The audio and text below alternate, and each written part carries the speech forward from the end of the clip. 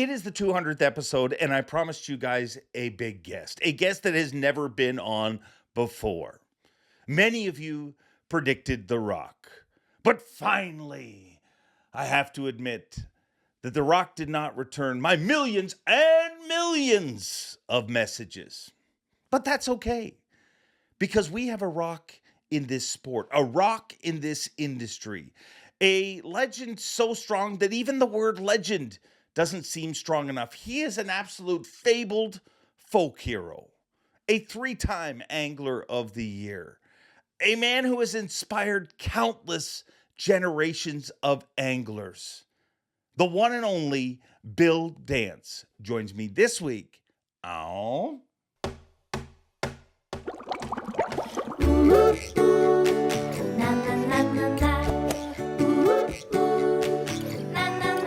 I'm Bob Cobb from the Bassmaster. Welcome to Mercer. Welcome one, welcome all, friends, family, freeloaders, fishing freaks, and of course you, my humpers. Happy hump day to all of you, and welcome into the Awkwardly Honest Fishing Podcast that goes by my last name, which is Mercer. This is, hard to believe this, but this is the 200th episode of the Mercer Podcast, and I hope wherever you are in the world, life is treating you well. And as I said, that just sounds weird to say. 200 episodes. Thank you guys for sticking around and making this podcast what it is. I mean, the average existence of a podcast is 7 episodes. So for this one to last 200 is unbelievable. And don't worry, we don't plan on stopping anytime soon. So as long as you are here each and every Wednesday, guess what? So will I be.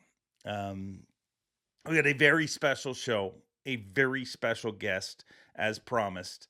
But it's a very special week. I got big announcements to go through here. Big things going on. I mean, this week, really badly planned, honestly. You shouldn't have this many big things happening in one week. You should spread them out. I mean, it's just easier that way, but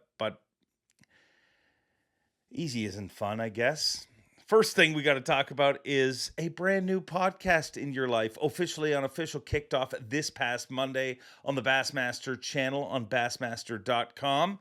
You guys heard me talk about the T&Z podcast with Tommy Sanders and Mark Zona. That show airs bi-weekly. Well, so does Officially Unofficial. So we're going to swap weeks back and forth, and you will be able to have a podcast on the Bassmaster channel on bassmaster.com each and every Monday. Definitely check out the T&Z podcast. It's great. Can't believe the feedback from Officially Unofficial. It was awesome. You guys showed up as you always do. Great numbers, and thank you. I thank you honestly so much for that. So if you haven't watched it yet, make sure to check out Officially Unofficial. I mean, a pretty star-studded kickoff cast. We have Matt Robertson, we have Jason Christie, we have Gerald Swindle and Mark Zona, all packed into one episode. And that's what Officially Unofficial is. We kind of deal with one topic. We get 4 different guests. We fire them through real quick. You know, we spend like 10 minutes with each guest. And I told them everything's Officially Unofficial, and they brought it. You need to watch it. It definitely shares some really cool stories and stuff that I have heard about but never thought that certain people would talk about in front of a microphone, and I am thankful that they did. So yeah, make sure you check out Officially Unofficial. It will be airing bi-weekly, as I said. The first one went out this past Monday. The link will be down below in the description. So please check that out. As if that's not enough, we have our 200 show today with a very special guest. But tomorrow, Thursday, we kick off a brand new Bassmaster Elite Series season. So not only do we have a whole new cast of rookies, we have a lot of new stuff going on. I mean, Bass just announced that you're going to be able to stream it on Roku, which is super cool. We're also always on Fox. A new show that we are kicking off that I am proud to be part of. Some extended live coverage from the venues, and we're doing what they're calling a halftime show. And you need to tune in for this. I mean, I'm hosting it along with Davey Height, along with Kyle Jesse, and we got a cast of characters, a bunch of anglers going to be involved in that. It's very interactive, very fun, very different. You know, we're just going to have fun with it. And it's new. It's something new and exciting. So make sure you check that out. It'll be advertised all over Bassmaster.com. I'm sure you'll be tuned into Bassmaster Live, as you always are. Make sure you check out the halftime show, because we're gonna try to have a lot of fun with that. With a new Elite Series season, a lot of people have been asking. I did seminars this past weekend, and several people asked, because it did cause a stirring last year. Will Mercer in the Morning return? Because like I said, we caused a stirring. I mean, if you haven't seen Mercer in the Morning, it's basically this, except I run around the venue and talk to anglers. So, and if you've never been to a live Elite Series event, I run around and do interviews on a microphone live to the crowd. Well, before I even do that, I run around and do interviews for Mercer in the Morning. It is a live feed that we put out on Instagram as well as YouTube. It's called Mercer in the Morning. We do it try to do it each and every morning of the Bassmaster Elite Series. It's kind of like an hour before the advertised takeoff time is around when it is. So make sure you're on Instagram. Make sure you're on YouTube. You can see Mercer in the Morning. And as I said, we caused a little bit of a ruckus at times this past season. So let's see how it goes this year. I mean, it's just tomfoolery and buffoonery. I mean, I just run around and have fun. And it's cool to see the anglers. Like, generally, when I have the live mic in front of them, they're all put together at that point. They're not even telling me the truth on the mic. So you catch them kind of off guard, sleepy, groggy, and it's some of my favorite stuff that I get to do. So yes, a new podcast kicked off Monday, officially unofficial. Check that out. A new Elite Series season is starting tomorrow, Thursday. Make sure you watch Bass Live. A new halftime show is part of the Elite Series. Live cast, which we're going to do on the weekend with the anglers. That's a new feature with Bass. It's on Roku. And Mercer in the Morning is back. So there is lots of things going on. And as if that wasn't enough, along rolls in the 200th episode of this little podcast that could. And this week's guest is a very special one. So special to this industry. I mean, I feel like he's lived multiple lives. I mean, by the time he was 39 years old, he had already qualified for a bunch of classics. He'd won 3 Angler of the Year titles, some Bassmaster events, and decided, hey, I'm going to focus on a show. That show became what is probably arguably the most successful fishing show in maybe history, the legendary Mr. Billdance. He's a member of the Bass Fishing Hall of Fame. Heck, he's a member of every Hall of Fame there is. He's got a doctorate from Tennessee. He goes into a bunch of stuff. This is a very different conversation, but a very cool conversation of an incredible story. And that's what I'm most proud of with this show. I mean, when we started it, the whole goal is just to get real conversations with anglers and show you guys, expose you guys to the amazing people that they really are. And that's honestly the best compliment I get from you guys. When I'm reading through the compliments, when they're not all compliments, when I'm reading through the comments, the best compliment we ever get is somebody said, hey, thanks for introducing me to so-and-so, or I never really knew so-and-so, now I do. Well, Billdance is one of the greatest stories, not just in fishing, in the world. I mean, he truly is, as he explains in this show, he came from a jitterbug to a juggernaut in our sport. And it is my absolute honor and pleasure to welcome Billdance as our 200th guest on Mercer. This is a huge honor, and I thank you for doing this. The legendary Mr. Billdance. How are you, Bill? I'm doing wonderful. How about you? Well, I mean, Billdance is on my podcast. And in the podcast world, that is about as good as things can get. Oh, thank you, buddy. I appreciate that very much. Coming from you, I really do. Well, it is great to have you on here. And I just want to get to know you a little more, Bill. I mean, we have seen so much of your life, but I feel like there's so much of your life that maybe we haven't seen. And maybe start with, did you have a moment in your history where you're like, fishing, this is more than just a hobby for me. This is going to be my life. Did you physically make that decision? I'll tell you what it turned my whole life completely around. What really, way back when I was 7 years old, it was the beginning of started Bill Dance's career. Uh, I grew up in a little bitty town over in Middle Tennessee, Moore County, Lynchburg, Tennessee, a dry county, but the home of Jack Daniel's distillery. And there's a lot of stories I could tell you from that. But the thing that kick-started it, we had a square. Courthouse was in the middle, and there was a hardware store there called Connor Motlow's Hardware. And Connor was one of the owners, or he helped a lot at Jack Daniel's Distillery. But I would go in that hardware store, and back in those days, that's the only place you could buy fishing tackle. We didn't have Bass Pro Shops, Walmarts, Academies, Dick's. We didn't have those places. The only place was hardware. And the guy that ran that hardware store, I'd walk up, and there was a row of Fred Arbogast baits. The Sputterfuss, the Hawaiian Wiggler. These are old names that probably a lot of people would never heard of, but there's one I know they've heard of.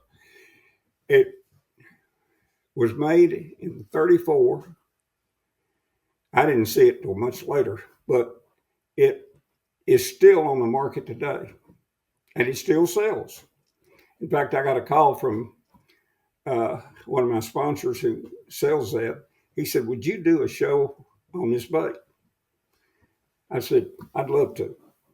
So I would go in that store, and Tosh was his name. I said, "Tosh, can I see that bait again?"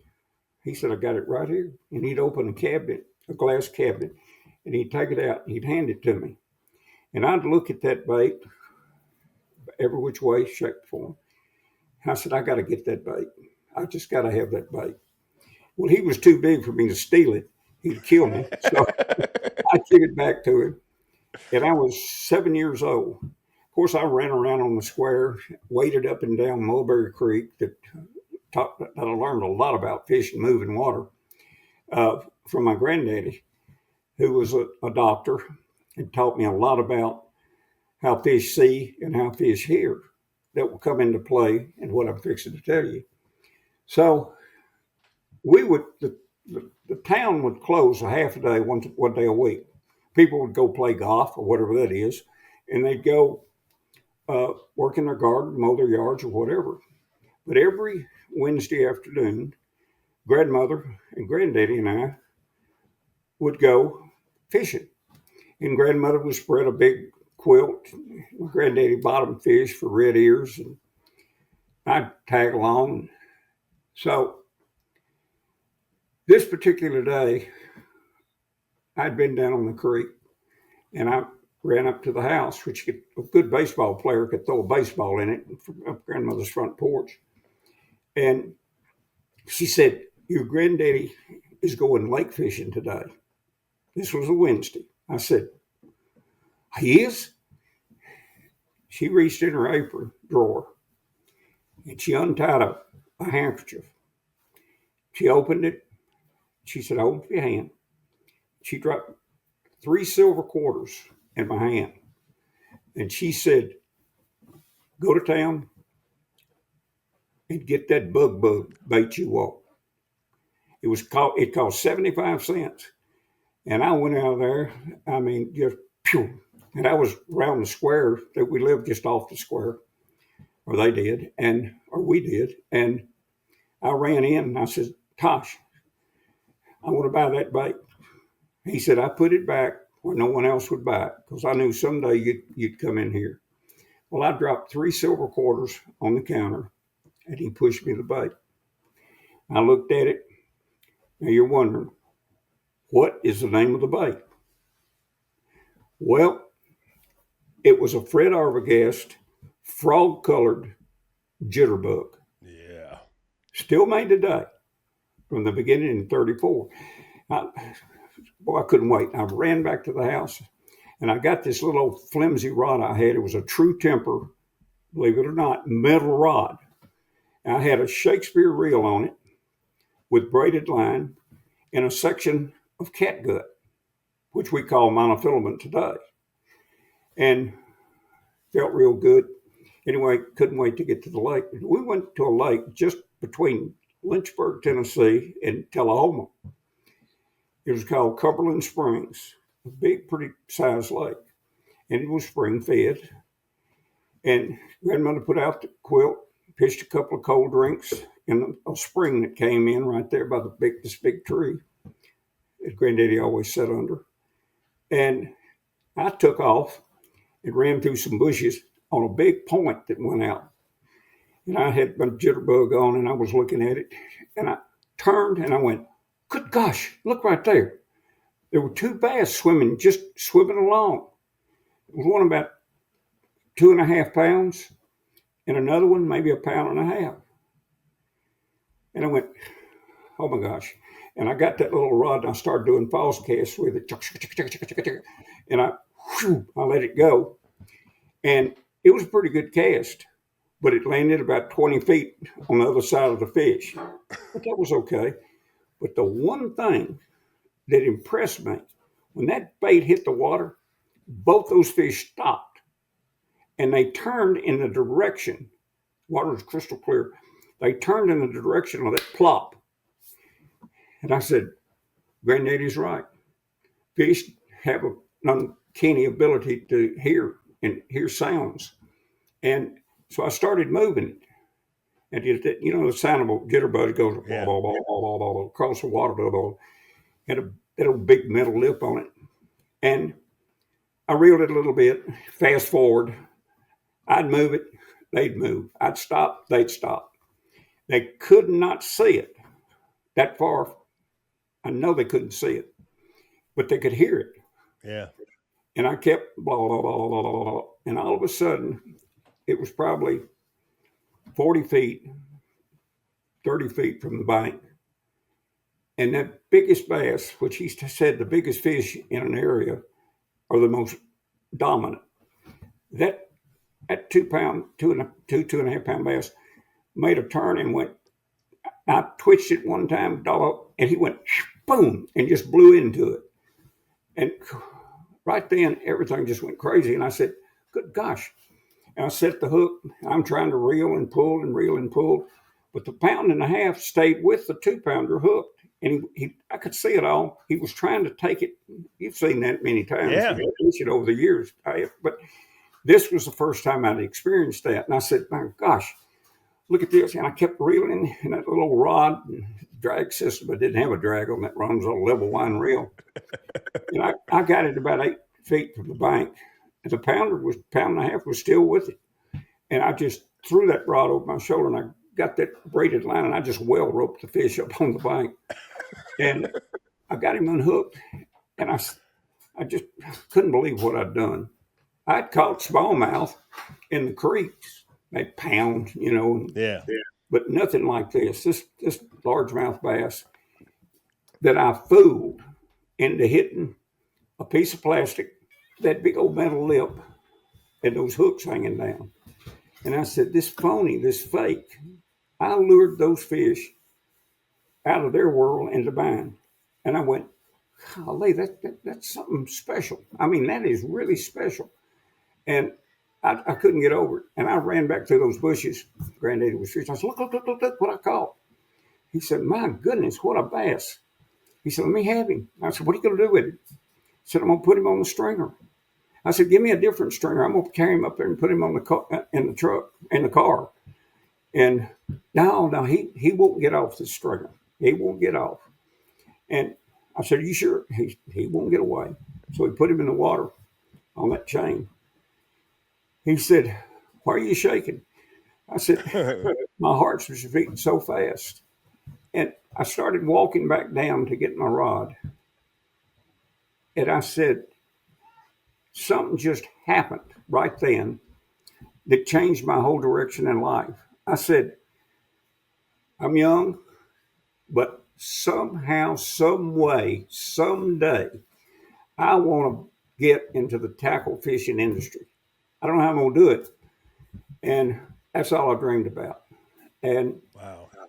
my daddy, my granddaddy, my great granddaddy, my great great granddaddy, they were all five doctors, five generations back. And I had considered going to med school when I got a little bit older. And I continued to fish through those early years on into the time I was a teen. And I never quit wanting to do something in the fishing industry. Something. I didn't know what it was. I just wanted to be involved in it. Yeah. And when you were 14, you could drive only in the daytime with a special permit. And I was driving, and I had my daddy's truck, and I was driving, and a motorcycle shot out from my left at the pull in front of me, and a car coming my way hit him just, I mean, broadside. And the motorcycle flipped, and he slid up kind of up under it, and I went, good night. Put the car in neutral, truck in neutral, jumped out, and I ran up there. But the thing that turned me down on being a doctor was seeing that. I said, I can't do that. I just cannot be a doctor. I cannot do it. And I continued on with a dream in fishing. And as luck would have it, Ray Scott came along, and I'd gotten a little bit older. I talked to him on the phone. Today's high-tech fishing world can be a real pain in the neck, especially if you're running the wrong mounts. Beat Down Outdoors, they bring the graph to you. And they support this podcast and care enough about you to make this a short ad read. Check out Beat Down Outdoors. Now back to the show. Were you one of the original, like I always hear these legendary stories, sorry to interrupt, but legendary stories where he would call anglers and taunt them almost like, Yeah, come in this Ray event, did. prove Yeah. that you're the best. So you were one of the people he taunted into being a Well, pro. I'd been doing a lot of fishing, around the Memphis area.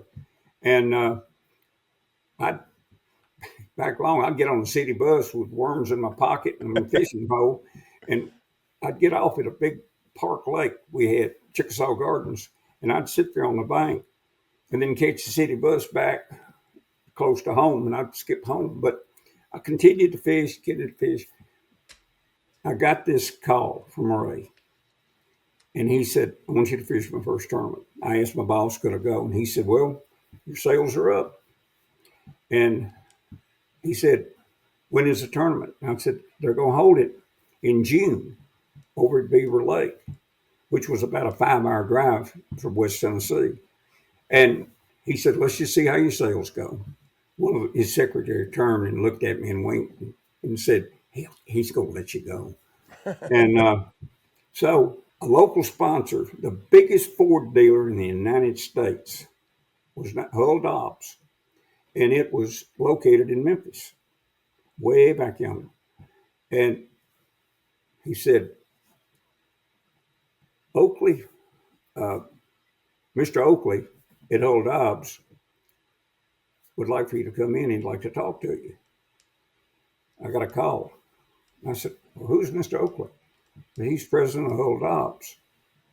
And I went, oh, and I knew where the place was because jillions of cars. So I go over one morning.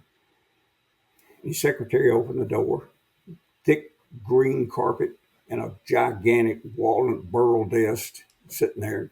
He jumped up and said, hello, Bill. And he walked around and shook my hands. He said, I got something I want to do for you. And I said, well, what's it, Mr. Oakley? He said, I want to sponsor you in that big bass tournament that's coming up. And I went, woo-wee. And he did. And in that particular tournament, the first 2 days I led it. Third day, Stan Sloan out of Nashville beat me, but just a little bit. But anyway, I was kind of getting into this more and more and more and more and more. And I kept thinking, I've got to get in this industry. How do I do that? I fished beaver. And like I said, I did well. Yeah. I won $1,000. Stan won 2,000. That was a lot of money back then. But Huge. the very next year, Ray had a tournament at Smith Lake in Alabama. Let me back up just a little bit. I'm getting ahead of myself. Before that first tournament in March, Diane and I, my wife, we were on Pickwick Lake in a John boat. Yeah. I had a little 20 Merc on the back of it and a flat bottom boat. And I sculled it. And I looked up, and here comes a skeeter hawk. Remember those old skeeter hawks? It came zipping across the lake. And I looked, and I recognized two people in it. Glenn Andrews was in the front, best bass fisherman I've ever met. He's uncanny. He's so good. And he had won 3 big tournaments before Ray had even gotten in the tournaments. But anyway, he was in the front, Ray was in the middle, and Ed Howes with Tennessee Wildlife Resource Agency was in the back. And they pulled up, and Glenn said, you know, we met in Memphis at a boat show. I said, yeah, I sure remember it because I asked you a bunch of questions. And he said, yep. And I knew Ed, and there was Ray sitting in the middle. He said, we've talked before. And I said, yep, I'm planning on coming to the tournament at Beaver Lake, June. He said, great. Glenn said, you doing any good, Bill? And I said, well, Diane and I've caught 3 or 4, excuse me, small ones. He said, right up there in front of you is a creek channel point. I said, what? What is a creek channel point? He said, where the creek just, you got to turn in and turn out. It butts up against the bank, and it's a quick drop right there, and it's shallow on top. And slopes out into deeper water. How heavy a sinker you got on? And I said, I don't know, I guess a 1/4 ounce. And he said, you got any 3/8? Well, I did. I don't know, I never used them, but I had 2 or 3 of them in the boat and in the tackle box. And he said, put on a 3/8 and throw straight to that TVA facility, the dam, and let the bait go down. And I said, okay. And he said, there's a school of fish we charted with a flasher earlier this morning going out. We'd planned to fish there, but we run out of time and we're fixing to go to breakfast. And I said, well, how deep is that? And he said, where we saw the fish, they're about 24 feet deep. And I said, what did you just say? He said, they're about 24 feet deep. And on those highland lakes that he fished, 25, 30, 35, 40 feet wasn't anything. I said, he said, we caught our fish. We caught a couple of 6-pounders, and we caught 8 or 10 this morning, and they were in about 22 to 24 feet. I said, are you serious? And he said, yes. And I went, great day. And they said, look, we're going to have breakfast below the dam. I'd like to join us. And I said, yeah. I wanted to pick this guy, Glenn Andrews' brain, because he was sharp as a tack and good. I mean, really, really good. Good angler. So I put the 3/8 on, tied the old clinch knot that I still tie today, and I threw it. Bait hit the water, 1001, 1002, 1014, 1020, 1022. Boop, it hit the bottom. And I said, golly, I can't believe it. And I lifted the rod and I moved the worm a foot, and one went boom, and I went, oh my gosh. And I set the hook and I catch about a 2.5-pound bass. And I fight him up to the boat and I'm just shaking. I got him in the boat and I said, Diane, did you just see what happened? And she said, you caught a fish. I said, no, I caught a fish, but he was 24 feet deep. I grew up in the Mississippi oxbows and stuff, and we caught a fish deeper than 6 foot. We were in the ocean. And I said, no, I caught that fish 22 feet deep, 22 to 24 feet deep. And she said, well, that's good. And I said, no, I've never fished this way. So I fixed the worm, I threw it right back. Boop, another one hit it, about 3 pounds. And I followed him up and I went, God, I don't believe this. And I was just shaking. And these thoughts were just flying in and out of my head. And I said, I got to do something right now. She said, what are you talking about? I said, I have got to change my direction in the way I fish. I've got to learn to fish deep water because everybody else, we were just chunking into the bank. Yeah. And I've got to learn that before that fishing that Highland Lake up at, it's a deep, clear lake. And I was scared of it when I entered it. But after I had gone through the process of figuring out how I'm going to change it, I called Glenn. And he said, get you a topo map. What? And get it with the smallest intervals available. I said, what's a topo map? And he had to help me with every little thing. I got to where I could read the topo. I got me a line compass, and I'd line 90 degrees this way and 90 degrees that way. And right there on pinpoint, that's where I caught the fish. And I didn't have a buoy. I didn't have all that stuff. I'd mark it. He said, when you find a spot that looks good and you catch fish on it, mark it, give it a name. When I got ready to go to Beaver, I had psyched my mind. I'm going to fish deep water. I don't care what the rest of them are doing because I just was 99% sure they're going to be throwing at the bank. And I said, I'm going to do that. I called Glenn.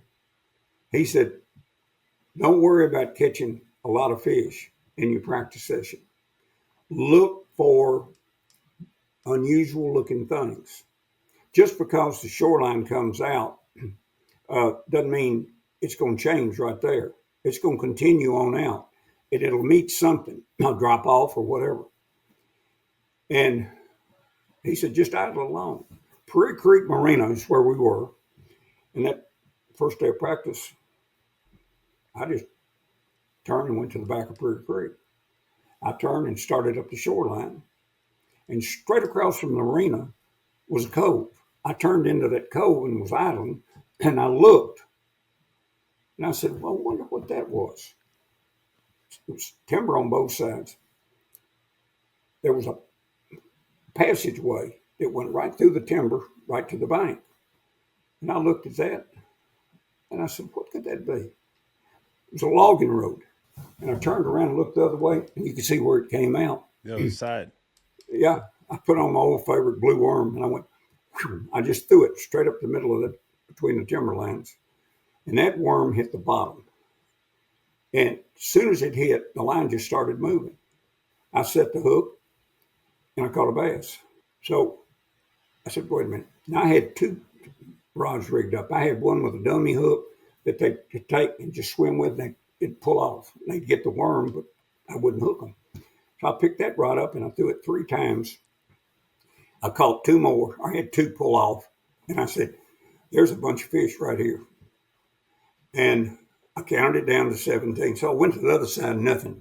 And so I started the rest of the day looking.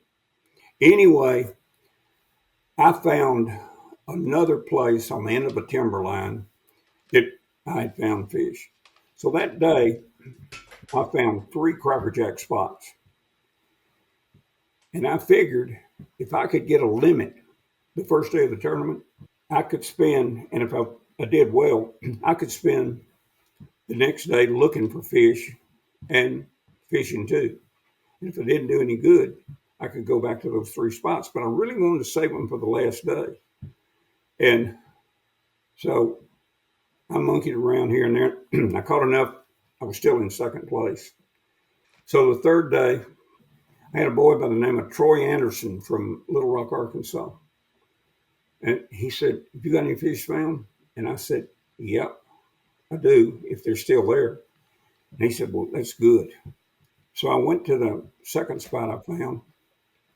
about the same size fish. I said, come on, I know another spot. So we went to that 20-foot, 17 to 20-foot ledge that just protruded out off this rock bluff. And boom, I caught a 4-pounder on the first cast. I said, that's what we've been looking. That's what I've been looking for. So I caught one, threw him in, and I think I caught a 3.5 pounder. I threw a 2-pounder back, and he finished out his limit. And I don't know, the day when we weighed in, I finished second and Stan finished first. But what was so great about it, that was the beginning of me to start fishing deep water. Yeah. We went to Smith Lake right after that. I caught my fish 50 feet deep on a Dixie Jet half-ounce jigging spoon. And they were Kentuckies.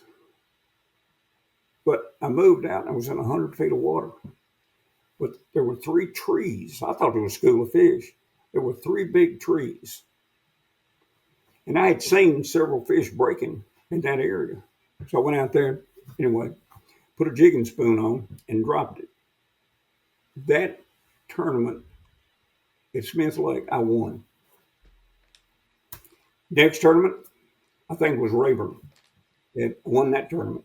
Then we had then we had Ross Barnett in Alabama. I mean, in Mississippi, at Jackson, Mississippi. I had the topo maps. This is just your first season. Huh? This is all just in your first season. Yeah, this was in 60. I don't remember. Yeah, it was the very next year. So I fished deep. In my best spot, I was sitting out on a kind of a ridge, and I looked at the dam, and I looked way off to the left of the south side of the dam, and it was a marina. And on the right-hand side, across the Pearl River, was another marina. And I said, how did they get all that dirt up on that lake? And Glenn told me this. He said, think things out.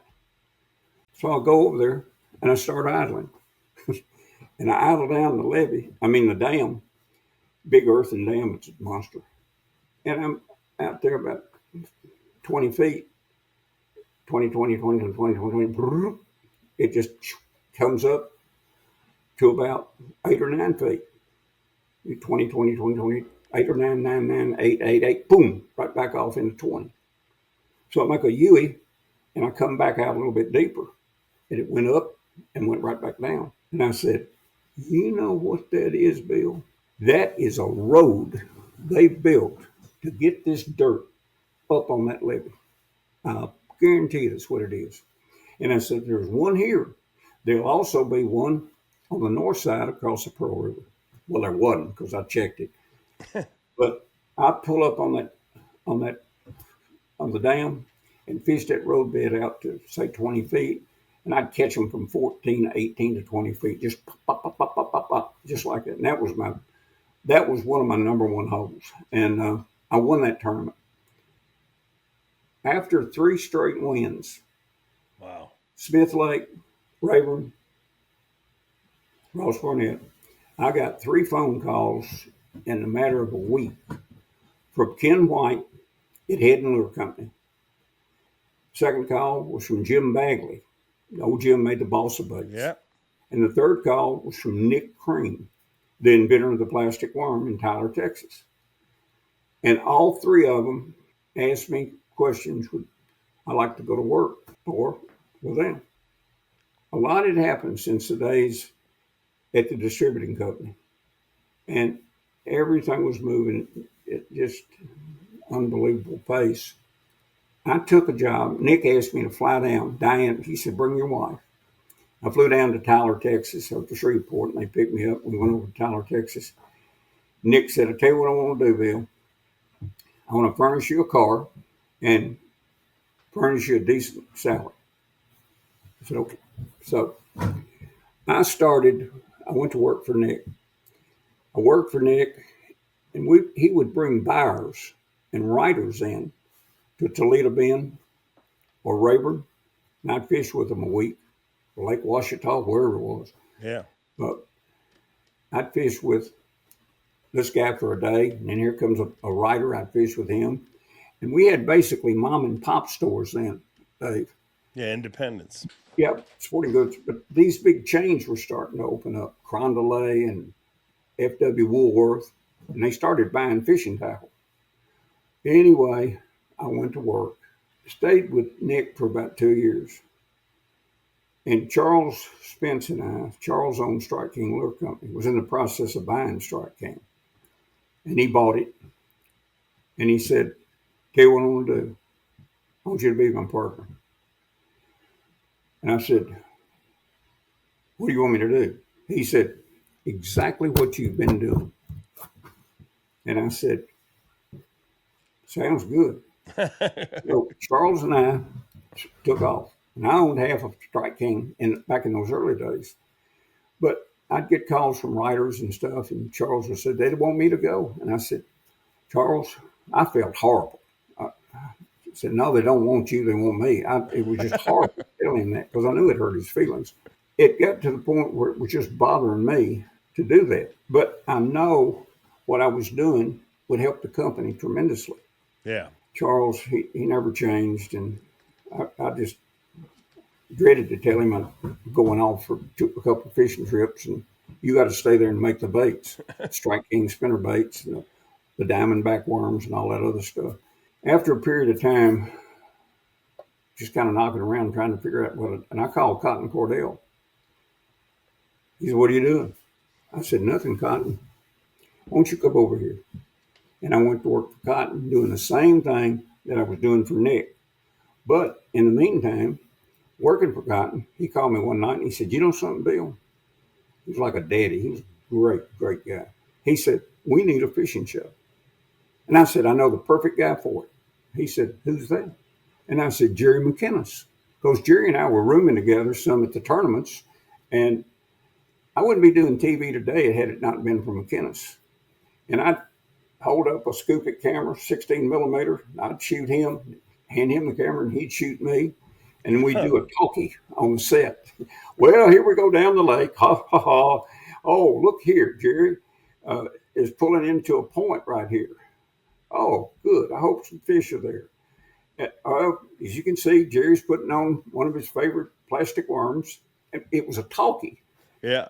We didn't have sound. But anyway, the studio, when you go in the studio, you build it up.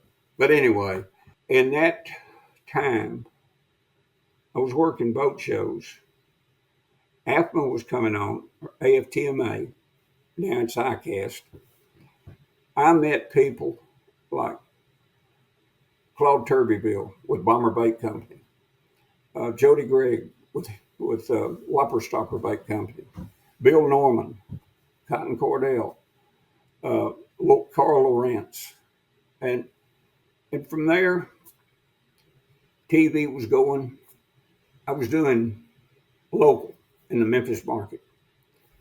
Well, I put that show in Jackson, Mississippi, Baton Rouge, their sister stations, WBRZ in Baton Rouge, and J.C. Penney in Kentucky called me. They had sporting goods then. Yeah. So I was doing 4 markets, shooting my shows, editing my shows, and producing for 4 markets, 52 weeks a year, 208 shows a year. Wow. And I'd draw from Jackson. It was the state capital. I could get safety guy, water safety people, the game and fish director.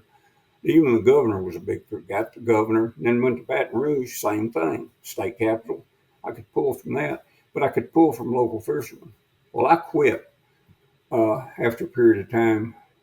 I quit and gave my show in Baton Rouge to Bobby Metters, gave my show in Jackson to Ernest McNeil, who I'd had on several times.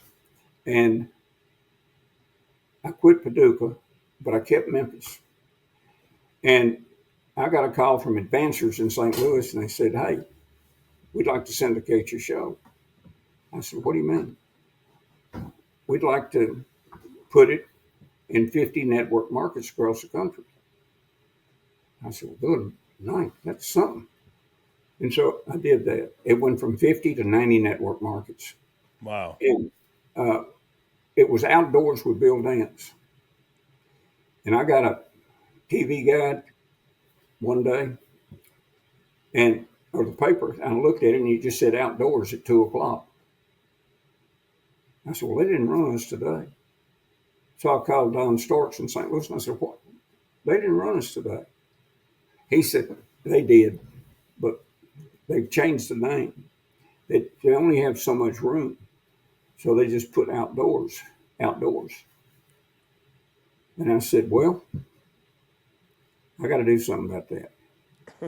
I said, I asked them, would they just put billdance? And they agreed to it. And I changed it from outdoors to billdance outdoors. And that's the way it's been ever since. And like billdance saltwater. And Yeah. but anyway, Dave, I got to the point where I had fished or met or done. I'd been on all four corners doing Memphis radio, writing for our big newspaper, a weekly story every Sunday morning. I had been in the tackle manufacturing end of it. I'd been in sales. I'd been in lure design, and it was growing. And finally, ESPN called. So would you do a show for us? And that was cable. Cable was coming on. So I dropped syndication, couldn't afford it. I went with cable. And ESPN back then, I was everywhere. I was in Spokane to Miami to Maine to Southern California, and I blanketed everything. But there was one thing missing. I didn't hit the demographics, that loyal brand buying market. And what happened? I finally, that next year, I went with NBC Sports, Discovery Channel, the Outdoor Channel, and the Sportsman Channel. So demographically, I went with the Outdoor Channel and the Sportsman Channel. And that's where we are today. We do 39 original shows, 13 salt, 26 fresh. I'm doing the same thing I was doing 20 years ago. I've got good sponsors. I've got one sponsor that's been with me for 58 years. Wow. You know who it is? Avco not only makes incredible outdoor clothing, but they care about anglers with their 10% pledge. Avco and the Shed family donate at least 10% of the company's profits to conservation and making fishing better. Now back to the show. I'm not going to... Huh? Who? Tell me. Mercury Marine. There you go. They've been pushing me up and down the lakes for a long time. But we picked up some good sponsors, and that's what gave me the idea with Sportsman to go saltwater. So I went saltwater, and so here we are doing. In fact, I'll be leaving in a couple of weeks to head to Florida to do some stuff because the climate out here is horrible. Yeah. Down here it's better. So it's been a good ride. I would say. I'm telling you, man, it seemed like when one door closed, another one would open. And I've been on all four corners of it. I've lived every minute of it. Met some of the greatest people in the industry. Lenny Borstrom, the owner of Garcia in overseas in Spain or wherever he was from. I met him, and he made the ambassador reels. Yeah. And before Abu bought them, and he said, Bill, I've heard about you. Let me send you a couple of reels. And I said, I sure would like them. I sure would appreciate it. He sent me two black and gold deluxe Garcia reels.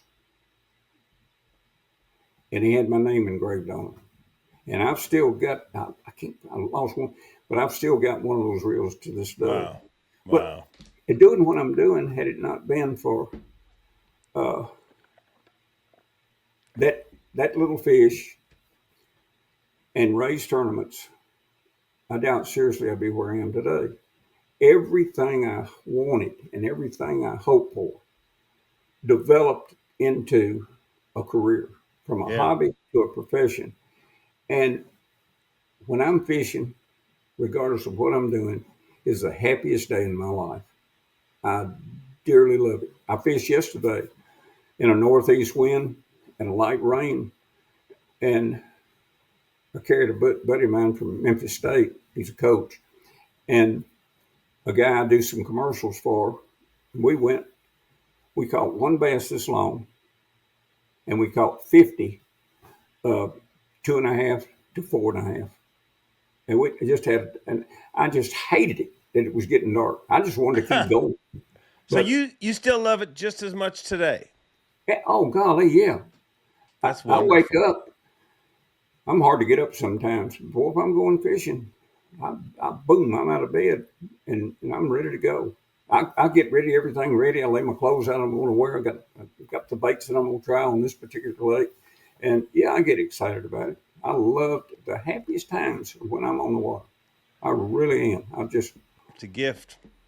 learned a lot. I learned a lot from fishing tournaments, East Coast to West Coast anglers, from Canada to Mexico. I just have an Yeah. opportunity to share ideas. And You like you do an awesome show, Fishing Facts. I watched the other day, well, thank you. and you know me tell you what you were doing? What was I You were doing? catching smallmouth on a crankbait. Yeah. Yeah, and I you love were that. giving out tips and stuff. That's good stuff. I like that, and I watch you. I really do. Wow. And you're a good teacher. You're a good angler, and you're good at what you do. At the tournaments, uh, you get a little excited, but you still do a I good do. job. I do get excited. And what I kind of noticed, uh, those tips you use in your show, uh, I see that uh, you use uh, many tips that I taught you. So I Oh, kind many, of, I'm many, kidding. many. I'm kidding You you. Hey, you have no, hey, I'm kidding you.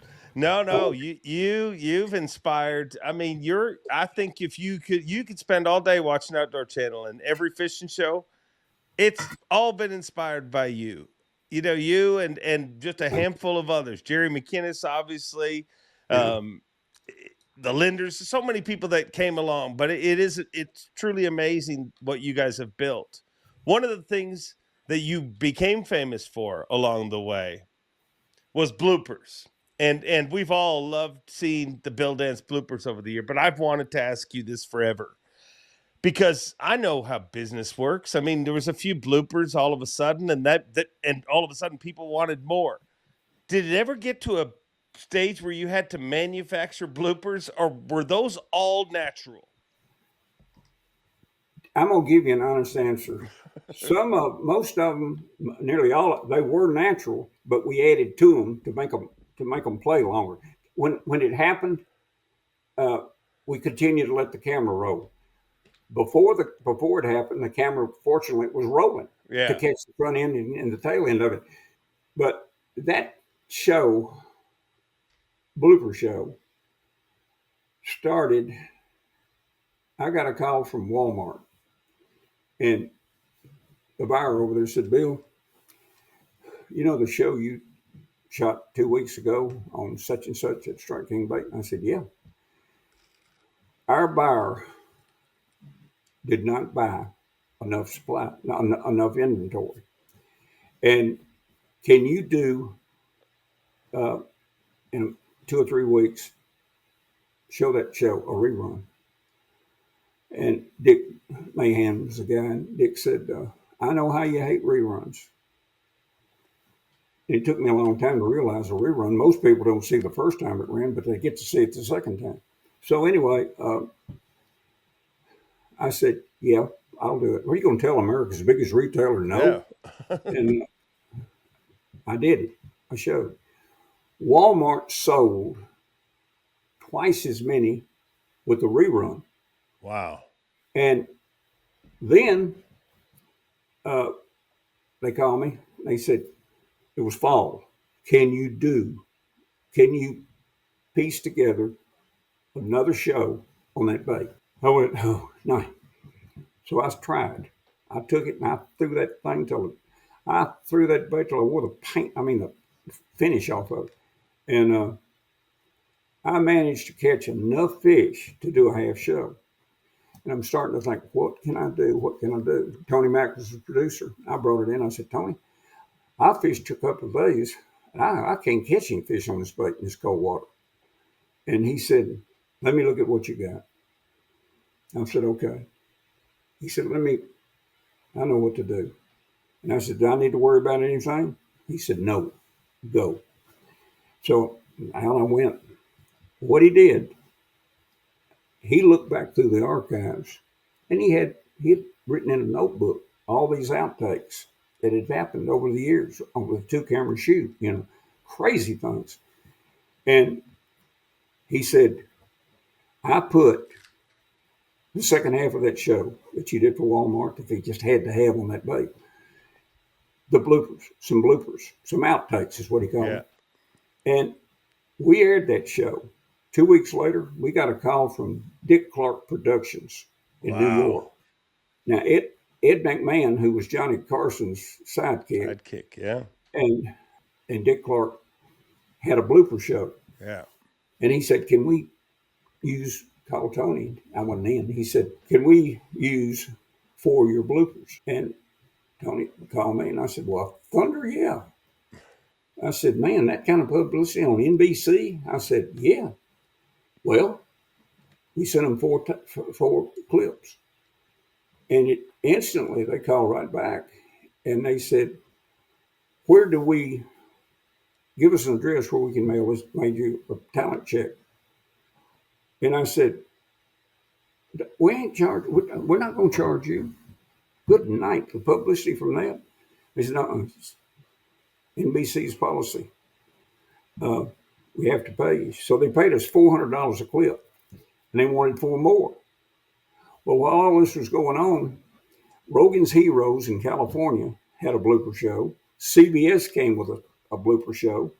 ABC, sports-minded ABC, had blooper outtakes with athletes. And the next thing, the BBC in London called us, and they wanted some blooper tapes. And Tony says, we ought to just do a blooper tape show. And I went, you think? And yeah. So we did it. And we just got unbelievable numbers. He said, let's put these blooper tapes, and many of them hadn't been shown, on a tape. And we did. Walmart sold the dickens out of them. And there were more that occurred. And sometimes I added a little bit that made it look like a blooper, and it wasn't totally a blooper, but the high percentage of them were outtakes. I mean, it actually happened. Yeah. Falling off a 4-wheeler. How do you fake that? Or, it was just a cameraman falling off a bluff with a big 3cc Sony on his shoulders, or me knocking one out of the boat with a big camera. You look at the expense of those big cameras back then. Oh, we still shoot a lot of Sony stuff with the bigger cameras. Wow. But I told those boys, I said, y'all are gonna break this company. Well, I didn't know Timmy said, well, I didn't know the top of that bank up there was going to cave in. But if you watch it, you can see dirt start falling out from under it, and he went right off into about 14 feet of water. And he came back up and he's got the camera. I'm sorry. But those you can't. You just don't. I'm knocking Pete out of the boat. I just turned around real fast with a swivel seat. Boom! He goes. But the time that on a jib, the camera hit me upside the head. You don't go around and fake that. No. You say, okay, let the camera swing and hit me right in the face. Yeah. I'm not going to do that. I'm stupid, but I'm not that stupid. But we had, even to this day, uh, on TikTok, we've run a lot of those bloopers and got great numbers from it. I bet. I bet. And it's amazing. A lot of people didn't even know who Bill Dance was till we started running the bloopers. But Well, um, we all do things like that. But the bloopers really, really helped us. It yeah. really did. Yeah. And now in our social, which is booming, and we seem like we get an increase every week, and we're pushing almost 3 million, a little under 3 million of followers right now. So Wow. uh, when we put something on, we get a lot of people that watch it. I've run a Yamaha outboard for over 30 years. It has got me home safe each and every time. If you enjoy this podcast, remember, Yamaha supports it and they care enough about you to make this ad read very short. Now back to the show. Well, So, I don't know if you realize this, but you're Bill Dance. People are interested in you, Bill. well, thank you. So much so that one of the greatest honors, which I've literally wondered to myself, I'm like, what does that even feel like? And I think this is like an evolution into Bill Dance, not just being an amazing educator, amazing entertainer, almost a folk hero. You're in a hit country song. Like what did Luke call you before that, or was the song recorded before and They then he were on, presented to you? Like, how did that happen? well, they were on to tell you real quick how it happened. They were on a bus. They were on their bus on a tour, and he had several key writers with him. Dallas Davison, who's written 17 number one hits for Blake Shelton, for Luke Bryan, and for other entertainers. That's where I met Luke for the first time. I'm trying to think about when it was, but I met Luke. But Luke wanted to do a show, but he couldn't do one at that time because he was tied in with Cabela's.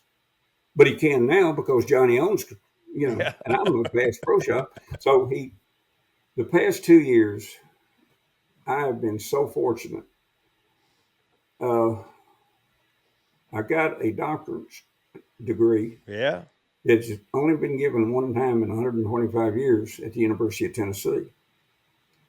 And that was a tremendously big honor because it did it at Neyland Stadium in Knoxville, home of the Vols.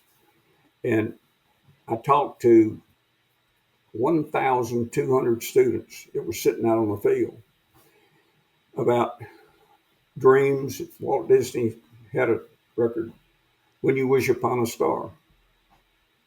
Basically all your dreams come true. So I talked about that, and I was up on that Big Tron, and I thought, golly Moses, how does this happen? I'm just an everyday fisherman. Well, right after that, this just past year, I was awarded, had to go to Nashville. I won the Tennessean of the Year Yeah. award. And that absolutely floored me. And I just found out this past week, Mulberry Creek, where I grew up, and I went under this bridge next to Jack Daniel's Distillery 900,000 times. I've waded under it, wade back under it, fished 3 miles up Mulberry Creek, 3 miles down Mulberry Creek. They're naming that bridge the Bill Dance Bridge. We Wow. just found out about a week ago that. And I just, the Hall of Fame, the Hall of Fames, I remember over at Springfield, they hold the Hall of Fame Yeah. awards and dinners. And we induct new entries, new inductees into the Hall of Fame. And I was asked to get up and say something about it. So I got up to Mike and I said, it's hard to explain unless you've actually been there. I can stick a hook in my finger and someone can say, oh, I know exactly, I know how you feel. I said, have you ever had a hook stuck in you? No. You don't know how I feel unless you experience that same thing. You've got to experience that to really feel it. So receiving an award like that will go like the International Game and Fish. Yeah. Years back, I got awarded an award there. Those awards, like Hall of Fame awards, some of them will last forever. Someone, like I told these new inductees, I said, one day your picture's going to hang here in the Hall of Fame at Bass Pro Shops. And some granddaddy's going to be walking along with his grandson, and he's going to say, "Who is that?" The granddaddy's going to say, "This is Bill Dance." Well, who's Bill Dance? Well, let me tell you about Bill Dance. So that legacy, it lives on, and it lives on, and it lives on. The bridge, these 18 lakes that Governor Lee gave us, they'll be Bill Dance signature lakes. Those will go on and on and on. So you're leaving. You've done a lot of good things. The industry's been good to you. Life has been good to you.